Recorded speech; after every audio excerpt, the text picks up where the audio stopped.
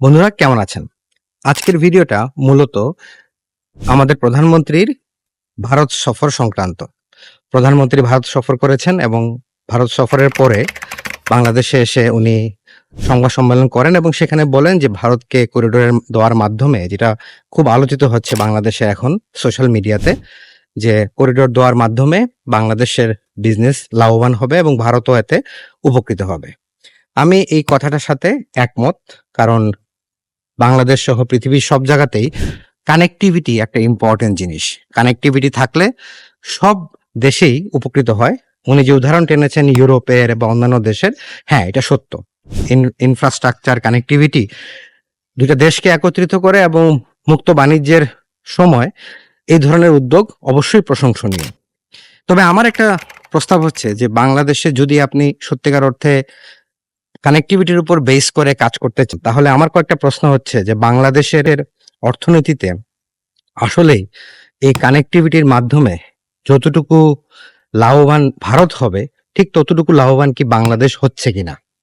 Number one হচ্ছে তাদের যে রেল ব্যবস্থা বাংলাদেশের বুক চিরে যাবে ইস্ট পার্ট থেকে ওয়েস্ট পার্টে, সেখানে আমাদের কি ধরনের সুযোগ আমরা নিতে পারবো, নাম্বার ওয়ান। নাম্বার টু হচ্ছে বাংলাদেশের উত্তর সাইডে ভারতকে আমাদের সেই করিডোর দিবে যেখানে আমরা ভুটান বা নেপালের সাথে আমাদের যোগাযোগ রক্ষা করতে পারবো। এই বিষয়গুলো এখন আমাদের কাছে ক্লিয়ার না। এই বিষয়গুলা ক্লিয়ার হওয়াটা খুবই জরুরি, কারণ এটা আমাদের স্বার্থের সাথে যায়। দ্বিতীয় যে বিষয়টা, সেটা হচ্ছে আমি বিশ্ববিদ্যালয়ের শিক্ষক হিসাবে সবসময় চাই যে বাংলাদেশের বিশ্ববিদ্যালয়ের শিক্ষকরা ভারতের মতোই মর্যাদাপূর্ণ বেতন স্কেল পান।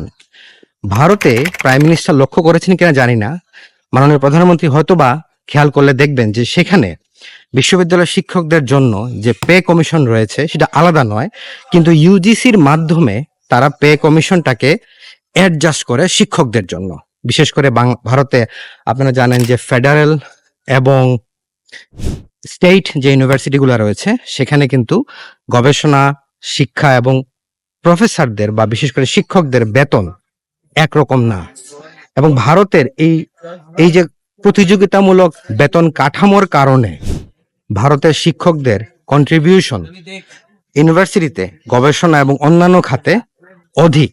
আপনি যদি চিন্তা করেন বাংলাদেশের সাথে ভারতের প্যাটেন্ট, রিসার্চ, আর্টিকেল পাবলিকেশন, আমরা কিন্তু অনেক পিছিয়ে আছি।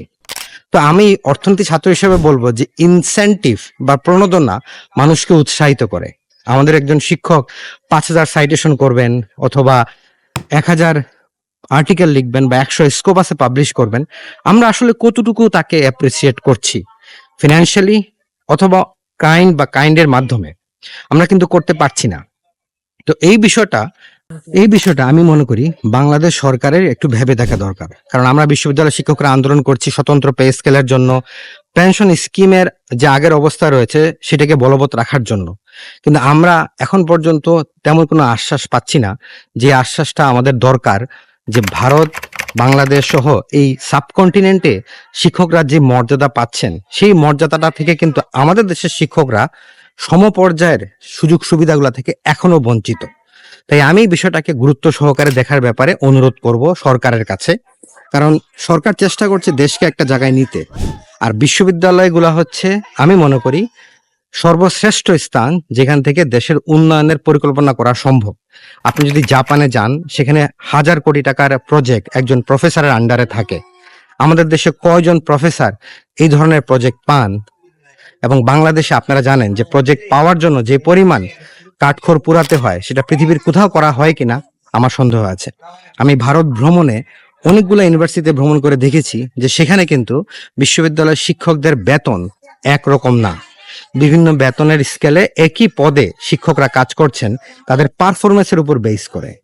সেখানে আমাদের দেশে আমরা স্বতন্ত্র বেতন কাঠামো, মর্যাদা অথবা পেনশন স্কিমের জন্য আজ আন্দোলনের মাঠে। আমার মতে এই বিষয়টা সরকারকে আরেকটু চিন্তা করা উচিত। বাণিজ্যের পাশাপাশি শিক্ষা খাতে ভারতের সমপর্যায়ে যাওয়ার জন্য বাংলাদেশকে কি করা উচিত তা এখন ভেবে দেখার সময় হয়েছে।